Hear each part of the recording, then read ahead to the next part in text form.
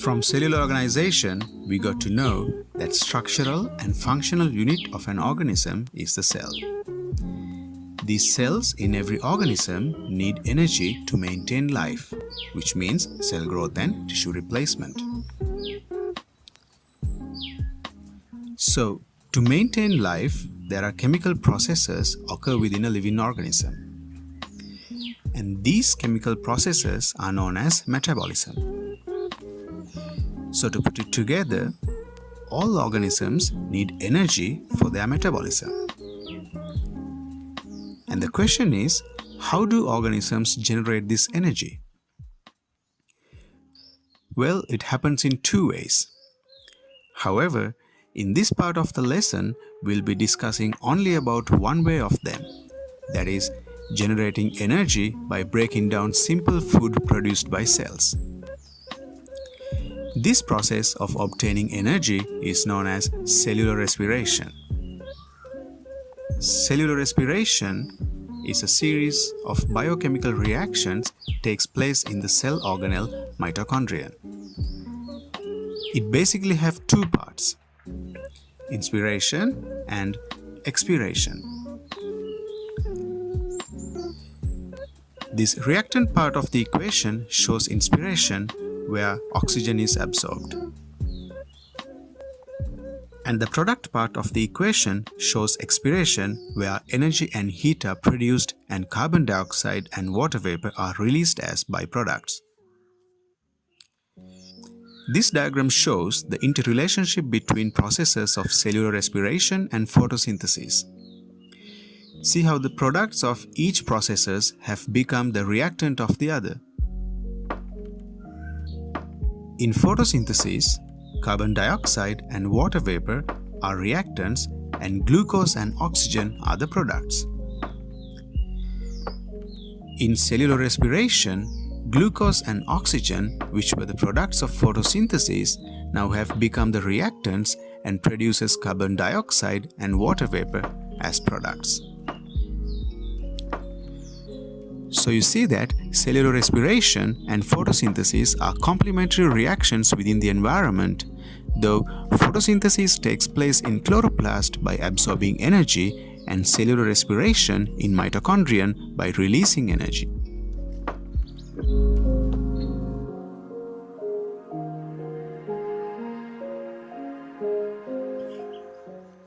Here's an experiment to show the release of carbon dioxide during respiration. The setup has 5 equal bottles with cork lids. 2 of them contain lime water, 1 with potassium hydroxide, another with water, and the other one with an organism, in this case an animal. The bottles should be arranged as shown in the diagram, and to begin the experiment, water in the last bottle should be flown out. It is important that all 5 bottles must be airtight, and the only way the gas exchange should take place through the tubes. When the water flows out from the bottle E, the pressure inside it decreases. To fill that gap, the bottle E sucks the air from bottle D. And now, pressure inside bottle D has dropped, leading bottle D to suck air from bottle C. And this suction due to low pressure continues all the way to bottle A, and the bottle A sucks air from atmosphere through its open end.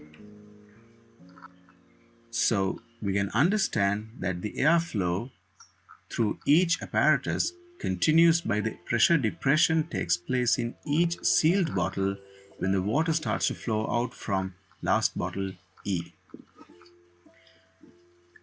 As the air starts to flow throughout the setup, bubbling in bottle A, B and D can be observed.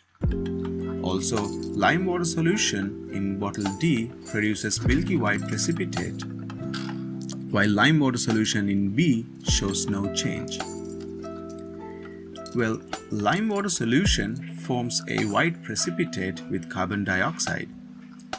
Also the reason why lime water is used to identify carbon dioxide gas. If the lime water in bottle B didn't form a white precipitate, that means air sucked in from bottle A is absence of carbon dioxide. Potassium hydroxide is a strong base. Carbon is a nonmetal, therefore aqueous solutions of carbon dioxide forms a weak acidic solution. Strong bases and weak acids reacts readily. So potassium hydroxide reacting readily with carbon dioxide.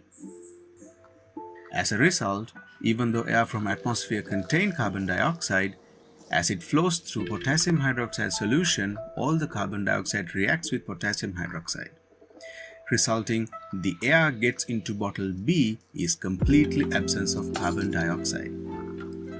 Hence the lime water doesn't show any change. Furthermore, air sucked into bottle C is absence of carbon dioxide too. Then if the lime water in bottle D formed a white precipitate, it is solely from carbon dioxide released from the living organism, the frog, in this bottle C. So accordingly we can confirm that carbon dioxide is released as a byproduct of respiration. We get the same observations when germinating seeds are placed in glass bottle C.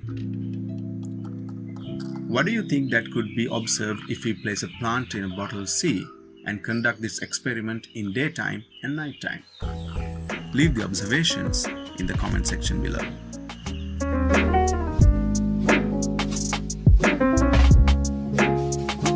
This is an experiment to show absorption of oxygen during respiration. To have good experimental results, it's very important to make sure pressure inside conical flasks are in an equilibrium with pressure outside. To have good experimental results, it is very important to make sure pressure inside conical flasks are in an equilibrium with pressure outside. And the whole setup should be airtight to avoid any gas exchange. So, once the cork lids are placed, the rubber tubes will make sure of pressure equilibrium, and then the rubber tubes are tightened to avoid gas exchange. Applying grease on the edges of cork lids and around the tubes ensures that no air would get in or get out. After some time, you can observe that colored water level in the glass tube of apparatus A goes up and apparatus B shows no change. Let's reason this out. In the previous experiment, we discussed how potassium hydroxide readily reacts with carbon dioxide. Now, germinating seeds release carbon dioxide as byproducts during respiration. And this released carbon dioxide has been reacting with potassium hydroxide, creating a reduction in total air volume in the airtight conical flask. And this released carbon dioxide has been reacting with potassium hydroxide, creating a reduction in the total air volume in the airtight conical flask. So, to fill this reduced volume, the air in the tube flows into the flask. And following that gap, the water column is drawn up. Therefore, the displaced water volume should be equal to the carbon dioxide produced by the germinating seeds. Therefore, the displaced water volume should be equal to the produced carbon dioxide by the germinating seeds. Now, carbon dioxide is a product of respiration, and from the respiration equation, we know oxygen is a reactant. In the apparatus B, water column shows no change. Even though the same respiratory process takes place in the conical flask B, there is no change in total air volume in it.